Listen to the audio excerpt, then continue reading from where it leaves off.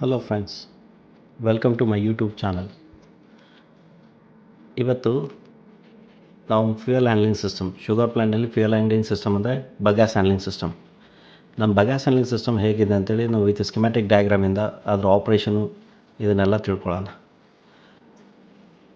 ನಮಗೆ ಇಲ್ಲಿ ಮಿಲ್ನಲ್ಲಿ Kane crush ಆದಮೇಲೆ ಬಗ್ಯಾಸ್ ಬಂದು ನಮ್ಮ ಕೇನ್ ಔಟ್ಲೆಟಿಂದ ನಮ್ಮ ಬಾಯ್ಲರ್ ಬರಬೇಕಾದ್ರೆ ಟೋಟಲ್ 5 ಬೆಲ್ಟ್ಸು, ಒಂದು ಎಲಿವೇಟ್ರು ಮತ್ತು ಒಂದು ಸ್ಲ್ಯಾಟ್ ಚೈನ್ ಇದೆ.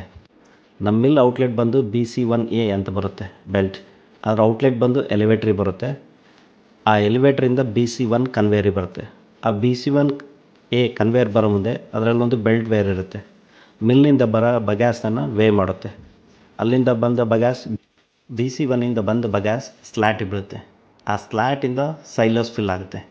ಸೈಲಸ್ ಫುಲ್ ಆದಮೇಲೆ ಡ್ರಮ್ ಫೀಡರ್, ಸ್ಕ್ರೂ ಫೀಡರಿಂದ ಫರ್ನೆಸ್ಗೆ ಹಾಕ್ತೀವಿ.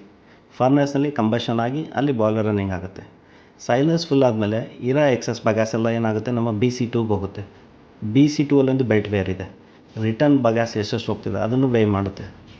ಆ ರಿಟರ್ನ್ BC2ಇಂದ BC3ಯಿಂದ ಯಾರ್ಡಿಗೆ ಹೋಗುತ್ತೆ. ಇದು ಒಂದು ಸಿಸ್ಟಮ್. ನಮ್ಮದು ಮಿಲ್ ಬಗ್ಯಾಸ್ ಬಾಯ್ಲರ್ ಬಂದು ಬಾಯ್ಲರಿಂದ ಎಕ್ಸಸ್ ಬಗ್ಯಾಸ್ ಆ್ಯಡಿಗೆ ಹೋಗೋದು. ಅದೇ ರೀತಿ ಮಿಲ್ ಕಡೆ ಏನಾದರೂ ಪ್ರಾಬ್ಲಮ್ ಆದರೆ ಅವಾಗೆ ಆ 5-10 ಮಿನಿಟ್ಸ್ಗೆ ಬಾಯ್ಲರ್ ಸ್ಟಾಪ್ ಮಾಡೋಕ್ಕಾಗೋದು ಏನು ಮಾಡ್ತೀವಿ, ನಮ್ಮ ಅಲ್ಲಿಂದ ಬಗ್ಯಾಸ್ ಡ್ರಾಪ್ ಆಯ್ತು ಅಂದ್ಕೊಳ್ಳಿ, ಇಮಿಡಿಯೇಟ್ ನಮ್ಗೆ ಇನ್ನೊಂದು ಸಿಸ್ಟಮ್ ಇದೆ ಯಾರ್ಡಿಂದ ವಾಪಸ್ ತೊಗೊಳಕ್ಕೆ. ಅಲ್ಲೇನಾಗುತ್ತೆ, ನಾವು ಡೋಸರ್ಸ್ ಇಟ್ಕೊಂಡಿರ್ತೀವಿ. ಡೋಸರ್ಸಿಂದ ಬೆಲ್ಟ್ ಮೇಲೆ ಫೀಡ್ ಮಾಡುತ್ತೆ, ಅಲ್ಲಿಂದ ಬ್ಯಾಕ್ ಟು ಬಾಯ್ಲರ್ ತೊಗೊಳ್ಳಿ. ಅದು ಹೇಗಿದೆ ಅಂದರೆ ಸಿಸ್ಟಮ್, ಡೋಸರಿಂದ ಫೀಡ್ ಮಾಡಿದ್ದು BC4 ಅನ್ನೋ ಬೆಲ್ಟ್ ಬರುತ್ತೆ. BC4ಇಂದ BC5 ಬರುತ್ತೆ.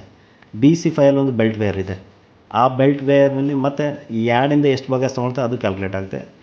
ಆ BC5ಇಂದ ಬಂದ ಬಗ್ಯಾಸ್ ಮತ್ತು ಸ್ಲ್ಯಾಟಿಗೆ ಬರುತ್ತೆ. ನಮಗೆ SC1 ಅಂತೀವಿ. SC1ಇಂದ ಸೈಲಸ್ ಫಿಲ್ ಆಗುತ್ತೆ. ಮತ್ತು same drum feeder, screw feeder, again back to furnace. ಅಲ್ಲಿ ಯಾರ್ಡಿಂದ ತೊಗೊಂಡು ಎಕ್ಸಸ್ ಬಗ್ಯಾಸು ಮತ್ತು ರಿಟರ್ನ್ ಹೋಗಿ BC2ಗೆ ಹೋಗುತ್ತೆ. BC2ಇಂದ ಎಕ್ಸಸ್ ಬಗ್ಯಾಸ್ BC3 ಬರುತ್ತೆ. BC3ಇಂದ ಯಾರ್ಡಿಗೆ ಬರುತ್ತೆ. ಇದರಲ್ಲಿ ಇನ್ನೊಂದು ಸ್ಮಾಲ್ ಸಿಸ್ಟಮ್ ಏನಿದೆ ಅಂದರೆ, ಒಂದು ಮ್ಯಾಗ್ನೆಟಿಕ್ ಸಪ್ರೇಟರ್ ಅಂತ ಇರುತ್ತೆ. ನಾವು ಯಾರ್ಡಿಂದ ತೊಗೊಳೋ ಬಗ್ಯಾಸಲ್ಲಿ ಆ ಕನ್ವೇಯರ್ BC4 ಅಂತೀವಲ್ಲ, BC4 ಅಂತ ಮ್ಯಾಗ್ನೆಟಿಕ್ ಸಪ್ರೇಟರ್ ಇದೆ. ಇದ್ರ ಪರ್ಪಸ್ ಏನಂತಂದರೆ, ನಾರ್ಮಲಿ ಬ್ಯಾಕ್ ಫೀಡಿಂಗ್ ಮಾಡೋ ಮುಂದೆ ಏನಾದರೂ ಮೆಟಲ್ ಸ್ಕ್ರ್ಯಾಪ್ ಬಂದರೆ, ಯಾಕಂದರೆ ಏನಾಗುತ್ತೆ, ಆ ಮೆಟಲ್ ಸ್ಕ್ರ್ಯಾಪು ಒಂದು ಬೆಲ್ಟಿಂದ ಇನ್ನೊಂದು ಬೆಲ್ಟ್ ಕನ್ವೇರ್ ಆಗೋ ಮುಂದೆ ಎಲ್ಲಾದರೂ ಶಾರ್ಪ್ ಎಡ್ಜ್ ಇತ್ತಂದರೆ ಬೆಲ್ಟ್ನ ಡ್ಯಾಮೇಜ್ ಮಾಡುತ್ತೆ. ಅದನ್ನು ಅವಾಯ್ಡ್ ಮಾಡೋಕ್ಕಾಗಿ ಈ ಮ್ಯಾಗ್ನೆಟ್ ಸಪ್ರೇಟರನ್ನು ಯೂಸ್ ಮಾಡ್ತೀವಿ.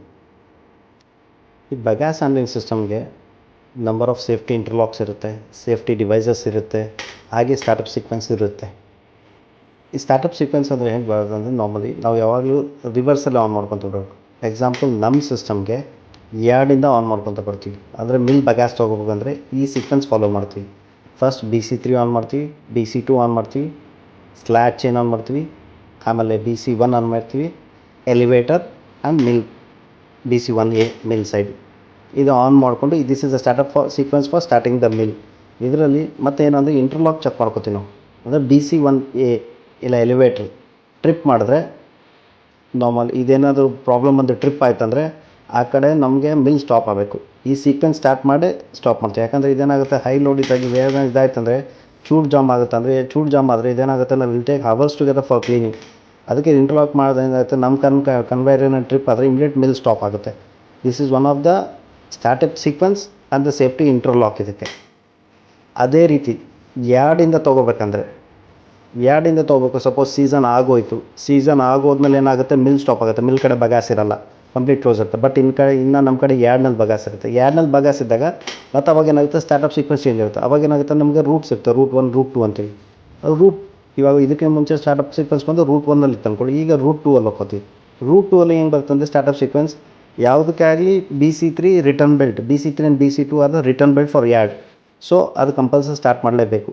ಇದರಲ್ಲಿ ರೂಟ್ 2ಅಲ್ಲಿ ಹೆಂಗಿರುತ್ತೆ ಅಂದರೆ, BC3, BC2 ನಾರ್ಮಲಿ ನಮ್ಮ ಎಲಿವೇಟರ್, ಅಲ್ಲಿಂದ ಮಾಡ್ತೀವಿ BC5 ಆ್ಯಂಡ್ BC4. ಇದು ನಮ್ಮ ಸ್ಟಾರ್ಟಪ್ ಸೀಕ್ವೆನ್ಸಸ್. ಇದಾದಮೇಲೆ ಈ ಬಗ್ಯಾಸ್ ಹ್ಯಾಂಡ್ಲಿಂಗ್ ಸಿಸ್ಟಮ್ನಲ್ಲಿ ಸೇಫ್ಟಿಯಿಂದ ರನ್ ಮಾಡೋಕ್ಕೆ ಆಟೋಮೆಟಿಕ್ ಸೇಫ್ಟಿ ಡಿವೈಸಸ್ ಇಟ್ಟಿರ್ತೀವಿ. ಸೇಫ್ಟಿ ಡಿವೈಸಸ್ಗೆ ಏನೇನು ಬರುತ್ತೆ, ಒಂದು ZSS ಅಂದರೆ ಝೀರೋ ಸ್ಪೀಡ್ ಸ್ವಿಚ್, ಇನ್ನೊಂದು BSS ಬೆಲ್ಟ್ ಸ್ವೇ ಸ್ವಿಚ್, ಇನ್ನೊಂದು PCS ಫುಲ್ ಕ್ವಾಡ್ ಸ್ವಿಚ್. ಈ 3 ಸ್ವಿಚಸ್ ಇರುತ್ತೆ. ಈ 3 ಸ್ವಿಚಸ್ಸಿಂದ ನಾರ್ಮಲಿ ಏನಾದರೂ ಪ್ರಾಬ್ಲಮ್ ಆಗ್ತದೆ, ವಿತೌಟ್ ಮ್ಯಾನ್ಯಲ್ ಇಂಟ್ರಪ್ಷನ್ ಏನಾದರೂ ಕನ್ವೇರ್ನಲ್ಲಿ ಪ್ರಾಬ್ಲಮ್ ಆದರೆ ಆಟೋಮೆಟಿಕ್ಕಾಗಿ ಬೆಲ್ಟ್ ಟ್ರಿಪ್ ಆಗುತ್ತೆ. ಫಾರ್ ಎಕ್ಸಾಂಪಲ್ ಇವಾಗ ZSS zero speed switch. Suppose zero speed switch ಬಂದು ಎಲ್ಲಿ ಇನ್ಸ್ಟಾಲ್ ಆಗಿರುತ್ತೆ, ಅದು ಇನ್ಸ್ಟಾಲ್ ಆಗಿದ್ದು ಬಂದು ನಾನ್ ಡ್ರೈವ್ ಪುಲ್ಲಿಯಲ್ಲಿ ಇನ್ಸ್ಟಾಲ್ ಆಗುತ್ತೆ. ಆ ನಾನ್ ಡ್ರೈವ್ ಪುಲ್ಲಿಯಲ್ಲಿ ಸಪೋಸ್ ಬೆಲ್ಟ್ ಹೆಲ್ತ್ ಇದ್ದಾಗ ಏನಾಗುತ್ತೆ, ನಾನ್ ಡ್ರೈವ್ ಪುಲ್ಲಿ ಕೂಡ ರೊಟೇಟ್ ಆಗ್ತಿರುತ್ತೆ. ರೊಟೇಟ್ ಆಗಿದಾಗ ಇದು ZSS ಸ್ಪೀಡ್ ಸ್ವಿಚ್ ಇರೋದ್ರಿಂದ ಸೆನ್ಸ್ ಆಗಿ ಕಂಟಿನ್ಯೂಸ್ ರನ್ನಿಂಗ್ ಫೀಡ್ಬ್ಯಾಕ್ ಕಳಿಸ್ತಿರುತ್ತೆ. ಅಲ್ಲಿ ಏನಾದರೂ ಬೆಲ್ಟ್ ಕಟ್ ಆಯ್ತು ಅಂದ್ಕೊಳ್ಳಿ, ಬೆಲ್ಟ್ ಕಟ್ ಆಯ್ತು ಅಂದರೆ ನಮ್ಮದು ಡ್ರೈವ್ ಸಿಸ್ಟಮ್ ಮುಂದೆ ಡ್ರೈವ್ ಪುಲ್ಲಿಯಲ್ಲಿ ಇರುತ್ತೆ. ಬೆಲ್ಟ್ ಕಟ್ ಆದಷ್ಟೇ ನಾನ್ ಡ್ರೈವ್ ಪುಲ್ಲಿ ರೊಟೇಟ್ ಆಗಲ್ಲ. ನಾನ್ ಡ್ರೈವ್ ಪುಲ್ಲಿ ರೊಟೇಟ್ ಆಗಲ್ಲ, ಆಟೋಮೆಟಿಕ್ಕಾಗಿ ಈ ZSS ಸಿಗ್ನಲ್ ಜನ್ರೇಟ್ ಮಾಡೋದು ಸ್ಟಾಪ್ ಮಾಡುತ್ತೆ. ಸ್ಟಾಪ್ ಮಾಡಿದಷ್ಟೇ ಇಮಿಡಿಯೇಟ್ ಏನಾಗುತ್ತೆ, ಸ್ಟಾಪ್ ಸಿಗ್ನಲ್ ಬರುತ್ತೆ. ಸ್ಟಾಪ್ ಸಿಗ್ನಲ್ ಬಂದಷ್ಟೇ ಇಮಿಡಿಯೇಟ್ ನೆಕ್ಸ್ಟ್ ಕನ್ವೇಯರ್ಸ್ ಏನಿರುತ್ತೆ ಸೇಫ್ಟಿ ಇಂಟರ್ಲಾಕ್ನಲ್ಲಿ ಟಿಪ್ ಆಗುತ್ತೆ.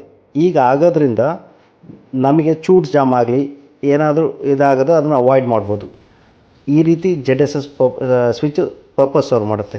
ಅದೇ ರೀತಿ ಬೆಲ್ಟ್ ಸ್ಪೇ ಸ್ವಿಚ್ BSS ಅದು ಹೇಗಿರುತ್ತೆ ಅಂತಂದರೆ, ನಾರ್ಮಲಿ ಬೆಲ್ಟು ಸ್ವಲ್ಪ ಡಿಸ್ಟೆನ್ಸ್ ಬಿಟ್ಟು ಆಲ್ಮೋಸ್ಟ್ ಸ್ವಲ್ಪನ ಸ್ವೇ ಇರುತ್ತೆ. ಆ ಸ್ವೇಯಿಂದ ಸ್ವಲ್ಪ ಸೇಫ್ಟಿ ವಿತಿನ್ ದ ಲಿಮಿಟ್ ಏನು ಮಾಡ್ತೀವಿ, ಸ್ವೇ ಸ್ವಿಚ್ ಇನ್ಸ್ಟಾಲ್ ಮಾಡ್ತೀವಿ. ಆ ಲಿಮಿಟ್ಗಿಂತ ಜಾಸ್ತಿ ಹೋಯ್ತಂದ್ರೆ ಏನಾಗುತ್ತೆ, ಆ ಸ್ವೇ ಸ್ವಿಚ್ ಪ್ರೆಸ್ ಆಗುತ್ತೆ. ಆ ಸ್ವೇ ಸ್ವಿಚ್ ಪ್ರೆಸ್ ಆದಷ್ಟೇ ಇಮಿಡಿಯೇಟು ಬೆಲ್ಟು ಸ್ಟಾಪ್ ಆಗುತ್ತೆ. ಬೆಲ್ಟ್ ಸ್ಟಾಪ್ ಆದಷ್ಟೇ ಇಮಿಡಿಯೇಟು ಇಂಟರ್ಲಾಕ್ಸ್ ಇರೋ ನೆಕ್ಸ್ಟ್ ಸಕ್ಸಸ್ಸಿವ್ ಬೆಲ್ಟ್ಸು ಸ್ಟಾಪ್ ಆಗುತ್ತೆ. ಇದರಿಂದ ಏನಾಗುತ್ತೆ ಅಂದರೆ chute jams, delay in operation ಇದನ್ನು ಅವಾಯ್ಡ್ ಮಾಡ್ಬೋದು. ಇದು ಸ್ವೇ ಸ್ವಿಚ್ ಪರ್ಪಸ್. ಅದೇ ರೀತಿ ಫುಲ್ ಕ್ವಾಡ್ ಸ್ವಿಚ್ ಇರುತ್ತೆ. ಫುಲ್ ಕ್ವಾಡ್ ಸ್ವಿಚ್ ಇದ್ದಾಗ ನಾರ್ಮಲಿ PCS ಅಂತೀವಿ, ಫುಲ್ ಕ್ವಾಡ್ ಸ್ವಿಚ್. ಇದೇನಾಗುತ್ತೆ ಅಂದರೆ ಆಪ್ರೇಟರು ನೋಡ್ತಾ ಇರ್ತಾನೆ, ಏನಾದರೂ ಮೇಂಟೆನೆನ್ಸ್ ಮಾಡೋ ಮುಂದೆ ಇಲ್ಲ ಅದು ಏನಾದರೂ ಅಬ್ಸರ್ವೇಷನ್ ಇನ್ಸ್ಪೆಕ್ಷನ್ಗೆ ಹೋದಾಗೆ ಏನಾದರೂ ಬೆಲ್ಟಲ್ಲಿ ಅಬ್ನಾರ್ಮಲ್ಟಿ ಇತ್ತಂದರೆ ಇಮಿಡಿಯೇಟು ಕಂಟ್ರೋಲ್ ರೂಮ್ಗೆ ಇನ್ಫಾರ್ಮ್ ಮಾಡಿ ಅದನ್ನು ಏನು ಮಾಡ್ತಾನೆ, normally full cord switch act ಮಾಡ್ತಾನೆ. ಫುಲ್ ಕ್ವಾಡ್ ಸ್ವಿಚ್ ಆ್ಯಕ್ಟ್ ಮಾಡೋದ್ರಿಂದ ಏನಾಗುತ್ತೆ, ಆ ಬೆಲ್ಟು ಮೇಜರ್ ಡ್ಯಾಮೇಜ್ ಸ್ಟಾಪ್ ಮಾಡ್ಬೋದು. ಪ್ಲಸ್ ಆ ಬೆಲ್ಟ್ ಕನ್ವೇರ್ ಟ್ರಿಪ್ ಆದಷ್ಟೇ ಇಮಿಡಿಯೇಟ್ ಏನಾಗುತ್ತೆ ನೆಕ್ಸ್ಟ್ ಸಕ್ಸಸ್ಸಿವ್ ಬೆಲ್ಟ್ ಕೂಡ ಟ್ರಿಪ್ ಆಗುತ್ತೆ. ಇದರಿಂದ ಚೂಟ್ ಜಾಮು ಅವಾಯ್ಡ್ ಆಗುತ್ತೆ. ನಾವು ಇವಾಗಲೇ ಡಿಸ್ಕಸ್ ಮಾಡಿದಾಗೆ ಬೆಲ್ಟ್ ವೈರ್ಸ್, ಈ ಸಿಸ್ಟಮ್ನಲ್ಲಿ ನಮಗೆ 3 ಬೆಲ್ಟ್ ವೈರ್ಸ್ ಇದೆ. BC1 ಇಲ್ಲಿಂದ ಬರೋ ಬಗ್ಯಾಸ್ಗೆ, BC2 return bagasse and BC5 ಎರಡು ಬಗ್ಯಾಸ್ಗೆ. ಈ 3 ಬಗ್ಯಾಸ್ ಬೆಲ್ಟ್ ವೈರ್ಸ್ನ ಏನು ಮಾಡ್ತೀವಿ, ನಾರ್ಮಲಿ ಟೋಟಲೈಸರ್ ವ್ಯಾಲ್ಯೂಸ್ ಆ್ಯಡ್ ಮಾಡಿರ್ತೀವಿ. ಅಂದರೆ 24 ಅವರ್ಸ್ಗೆ ಎಷ್ಟು ಬಗ್ಯಾಸ್ ಕನ್ಸ್ಯೂಮ್ ಆಗುತ್ತೆ ಟೋಟಲೈಸರ್ ವ್ಯಾಲ್ಯೂ ಬಂದುಬಿಡುತ್ತೆ. ಈಗ ಬಂದಿರೋದ್ರಿಂದ ನಾರ್ಮಲಿ ಕ್ಯಾಲ್ಕುಲೇಟ್ ಮಾಡಿದ್ರೆ ಸಮ್ ಆಫ್ ದ ಡಿಫ್ರೆನ್ಸಸ್ ನಮಗೆ ಏನಾಗುತ್ತೆ, ಒಂದು ಡೇಗೆ ಬಗ್ಯಾಸ್ ಎಷ್ಟು ಕನ್ಸ್ಯೂಮ್ ಆಗೋದಾಗಿ ಇಮಿಡಿಯೇಟಾಗಿ ಕ್ಯಾಲ್ಕುಲೇಟ್ ಮಾಡೋಕ್ಕೆ ಹೆಲ್ಪ್ ಮಾಡುತ್ತೆ. ಅದೇ ರೀತಿ ಇದರಲ್ಲಿ ಇನ್ನೊಂದು ಹೂಟರ್ ಸಿಸ್ಟಮ್ ಅಂತ ಇರುತ್ತೆ. ಹೂಟರ್ ಸಿಸ್ಟಮ್ ಅಂದರೆ ಏನಾದರೆ, ನಾರ್ಮಲಿ ಯಾವುದಾದ್ರೂ ಒಂದು ಸೇಫ್ಟಿ ಡಿವೈಸಸ್ ಆ್ಯಕ್ಟ್ ಆಗಿ BCS, PCS or ZSS act ಆದಾಗ ಕನ್ವೇಯರ್ ಟ್ರಿಪ್ ಆದರೆ ಇಮಿಡಿಯೇಟ್ ಹೂಟರ್ ಬರುತ್ತೆ. ಹೂಟರ್ ಬರೋದ್ರಿಂದ ಏನಾಗುತ್ತೆ, ಫೀಲ್ಡಲ್ಲಿ ಹೂಟರ್ ಬರುತ್ತೆ. ಹೂಟರ್ ಬಂದಷ್ಟೇ ಫೀಲ್ಡ್ ಆಪ್ರೇಟರ್ ಅಲರ್ಟ್ ಆಗ್ತಾನೆ. ಆ ಹೂಟರಿಂದ ಟ್ರಿಪ್ ಆದಷ್ಟೇ ಕಂಟ್ರೋಲ್ ರೂಮಲ್ಲಿ ಅಲಾರಮ್ ಬರುತ್ತೆ. ಅಲಾರಮಿಂದ DCS ಇಂಜಿನಿಯರ್ ಟ್ರಿಪ್ ಆಗುತ್ತೆ. DCS ಇಂಜಿನಿಯರ್ ಅಲರ್ಟ್ ಆಗ್ತಾರೆ. ಇವರಿಬ್ಬರು ಕಮ್ಯುನಿಕೇಷನಿಂದ ಫರ್ದರ್ ಏನಾದರೂ ಆಗಿದೆ ಅಂತ ಚೆಕ್ ಮಾಡಿಕೊಂಡು ಇಫ್ ಎವ್ರಿಥಿಂಗ್ ಈಸ್ ನಾರ್ಮಲ್ ಇಲ್ಲ ಏನಾದರೂ ರೀಸೆಟ್ ಮಾಡ್ಕೊಂಡು ಇಮಿಡಿಯೇಟ್ ಸ್ಟಾರ್ಟ್ ಮಾಡ್ತಾರೆ. ಬೆಲ್ಟ್ ಕನ್ವರ್ ಅಂದಷ್ಟೇ ಡಿಫ್ರೆಂಟ್ ಎಕ್ವಿಪ್ಮೆಂಟ್ಸ್ ಬರುತ್ತೆ. ಹೆಡ್ ಪುಲಿ ಅಂದಷ್ಟೇ ನಾರ್ಮಲಿ ಇದೇ ಡ್ರೈವ್ ಸಿಸ್ಟಮ್. ಇಲ್ಲಿ head pulley will be connected with gear box and motor drive ಮಾಡಿದಷ್ಟೇ ಗೇರ್ ಬಾಕ್ಸಿಂದ ಸ್ಪೀಡ್ ರಿಡ್ಯೂಸ್ ಆಗಿ ಬೆಲ್ಟ್ ಕನ್ವರ್ ರೊಟೇಟ್. ಆ್ಯಕ್ಚುಲಿ ಇಲ್ಲಿ triple reduction helical gear box use ಮಾಡ್ತೀವಿ, head pulley ಅಂತ ಬರುತ್ತೆ. ಅದೇ ರೀತಿ ಟೇಲ್ ಪುಲಿ ಆದಮೇಲೆ ಕೌಂಟರ್ ವೇಟ್ ಪುಲಿ ಅಂತ ಬರುತ್ತೆ. ಕೌಂಟರ್ ವೇಟ್ ಪುಲಿ ಪರ್ಪಸ್ ಏನಂದರೆ ಬೆಲ್ಟ್ನಲ್ಲಿ ಟೆನ್ಷನ್ ಕ್ರಿಯೇಟ್ ಮಾಡೋದು. ಸಪೋಸ್ ಬೆಲ್ಟ್ ಮೇಲೆ ಮಾಲ್ ಇಲ್ಲ ಅಂದ್ಕೊಳ್ಳಿ, ಬೆಲ್ಟ್ ಲೂಸ್ ಆಗೋ ಚಾನ್ಸ್ ಇರುತ್ತೆ. ಆ ಟೈಮ್ನಾಗ ಏನಾಗುತ್ತೆ, ಕೌಂಟರ್ ವೇಟ್ ಡೌನ್ ಆಗಿ ಬೆಲ್ಟ್ನಲ್ಲಿ ಟೆನ್ಷನ್ ಕ್ರಿಯೇಟ್ ಮಾಡುತ್ತೆ. ಈ ಟೆನ್ಷನ್ ಇಲ್ಲ ಅಂದರೆ ಏನಾಗುತ್ತೆ, ಬೆಲ್ಟ್ ಸ್ಲಿಪ್ ಆಗೋ ಚಾನ್ಸಸ್ ಇರುತ್ತೆ. ಅದಕ್ಕಾಗಿ ಕೌಂಟರ್ ವೇಟ್ ಇರುತ್ತೆ. ಆಮೇಲೆ ಇನ್ನೊಂದು ಪುಲೀಸ್ ಬಂದು ಸ್ನಪ್ ಪುಲಿ ಅಂತ ಬರುತ್ತೆ, ಬೆಂಡ್ ಪುಲಿ ಅಂತ ಬರುತ್ತೆ.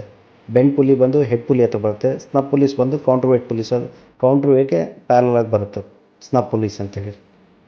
ಅದೇ ರೀತಿ ಐಡ್ಲರ್ಸ್ ಬರೋಷ್ಟೊಟ್ಟಿಗೆ carrying idlers, return idlers, impact idlers, self alignment return idlers, ಈ ರೀತಿ ಡಿಫ್ರೆಂಟ್ ಟೈಪ್ ಆಫ್ ಐಡ್ಲರ್ಸ್ ಇರುತ್ತೆ. ಒಂದೊಂದು ಐಡ್ಲರ್ಸು ಒಂದೊಂದು ಪರ್ಪಸ್ ಇರುತ್ತೆ. ಇಂಪ್ಯಾಕ್ಟ್ ಐಡ್ಲರ್ಸ್ ಬಂದು ಡಿಸ್ಚಾರ್ಜ್ ಶೂಟ್ ಹತ್ರ ಇರುತ್ತೆ. ಬಿಡೋ ಮಾಲ್ನ ನಾರ್ಮಲಿ ಬೆಲ್ಟ್ ಇಂಪ್ಯಾಕ್ಟ್ ಆಗಲಿದ್ದಂಗೆ ಇಂಪ್ಯಾಕ್ಟ್ ಐಡ್ಲರ್ಸು ಇಂಪ್ಯಾಕ್ಟ್ ತೊಗೊಳುತ್ತೆ. Those are surrounded with rubber. ಅದೇ ರೀತಿ ಬೆಲ್ಟ್ ಕ್ಯಾರಿ ಮಾಡೋದು ಕ್ಯಾರಿಂಗ್ ಐಡ್ಲರ್, ರಿಟರ್ನ್ ಬರೋದನ್ನ ರಿಟರ್ನ್ ಐಡ್ಲರ್ ಅಂತೀವಿ. ಇಲ್ಲಿ ನೀವು ನೋಡ್ತಿರೋದು ಇಂಪ್ಯಾಕ್ಟ್ ಐಡ್ಲರ್ಗೆ ಏನಿರುತ್ತೆ ಅಂದರೆ, normally instead of metal piece rubber piece ಇರುತ್ತೆ. ರಬ್ಬರ್ ಪೀಸ್ ಆಗುತ್ತೆ, ಇದು ಇಂಪ್ಯಾಕ್ಟ್ ತೊಗೊಳುತ್ತೆ. ಇಲ್ಲಿ ನೋಡ್ಬೋದು ನೀವು, ನಾರ್ಮಲ್ ಇಂಪ್ಯಾಕ್ಟ್ ಐಡ್ಲರ್ ಇರುತ್ತೆ, ಡಿಸ್ಚಾರ್ಜ್ ಶೂಟ್ ಕೆಳಗಿರುತ್ತೆ. ಬಗ್ಯಾಸ್ ಬಿದ್ದಷ್ಟೇ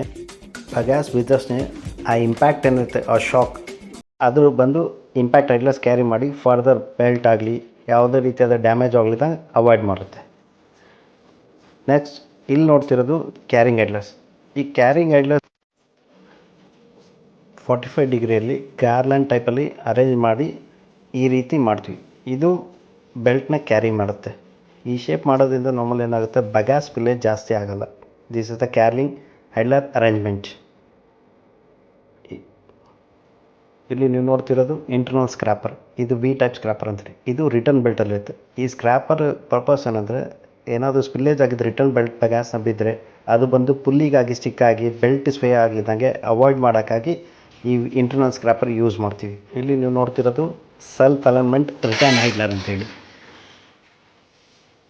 ಇದೇನಾಗುತ್ತೆ ಅಂದರೆ ನಮ್ಮಲ್ಲಿ ಬೆಲ್ಟ್ ಏನಾದರೂ ಸೈಡ್ ಆದ್ರೆ ರಿಟರ್ನಲ್ಲಿ ಸೆಲ್ಫ್ ಅಲೈನ್ ಮಾಡುತ್ತೆ. ಮಿನಿಮಮಲ್ಲಿದ್ದರೆ ಸೆಲ್ಫ್ ಅಲೈನ್ಮೆಂಟ್ ಮಾಡಿ ಇದು ಸಪೋರ್ಟ್ ಮಾಡುತ್ತೆ. ಮೇಜರ್ ಇದಾಗಲಿದ್ದಂಗೆ it will align it self. ಇದು ನೀವು ನೋಡ್ತಿರೋದು ಬ್ರಷ್ ಮೋಟ್ರ್ ಅಂತೀವಿ. ಕ್ಯಾರಿಂಗ್ ಬೆಲ್ಟಲ್ಲಿ ಏನಾದರೂ ಬಗ್ಯಾಸ್ ಅಲ್ಪ ಸ್ವಲ್ಪ ಉಳ್ಕೊಂಡಿದ್ರೆ ಈ ಬ್ರಷ್ ಮೋಟ್ರ್ ಅರೇಂಜ್ಮೆಂಟಿಂದ ಕ್ಲೀನ್ ಮಾಡಿ ಚೂಟಲ್ಲೇ ಇದು ಮಾಡ್ತೀವಿ. ಇದರಿಂದ ಏನಾಗುತ್ತೆ ಸ್ಪಿಲ್ಲೇಜ್ ಆಗಲಿ ಸ್ಪ್ರೆಡ್ ಆಗೋದಾಗಲಿ ಅವಾಯ್ಡ್ ಮಾಡ್ಬೋದು. ಅದು ಈ brush motor serves the purpose. ಇಲ್ಲಿ ನೀವು ನೋಡ್ತಿರೋದು ಎಕ್ಸ್ಟರ್ನಲ್ ಸ್ಕ್ರ್ಯಾಪರ್. ಅವಾಗ ಇಂಟರ್ನಲ್ ಸ್ಕ್ರ್ಯಾಪರ್ ನೋಡಿದ್ರಿ. This is called internal external scraper. External scraper ಏನಾಗುತ್ತೆ ನಾರ್ಮಲಿ ಕ್ಯಾರಿಂಗ್ ಸೈಡ್ ಇದ್ದದ್ದು ಬಗ್ಯಾಸ್ ಅದೇನಿದ್ರು ಕೂಡ ಇದು ಮಾಡಿ just it will drop in to the discharge chute. ಇದು ನಾನ್ ಡ್ರೈವಲ್ಲಿ ಫುಲ್ಲಿ ಗಾಡಿ. ಯಾವಾಗಾದ್ರೂ ಆಪ್ರೇಟರ್ ಬೈ ಮಿಸ್ಟೇಕ್ ಏನಾದರೂ ಕ್ಲೀನ್ ಮಾಡ್ಬೋದು ಇದು ಮಾಡ್ತಾ ಅಂತೇಳಿ it's a protection device. It's a guard we provide for safety. If you found this video useful, please like, share and subscribe. Please click bell icon for further updates. Thank you.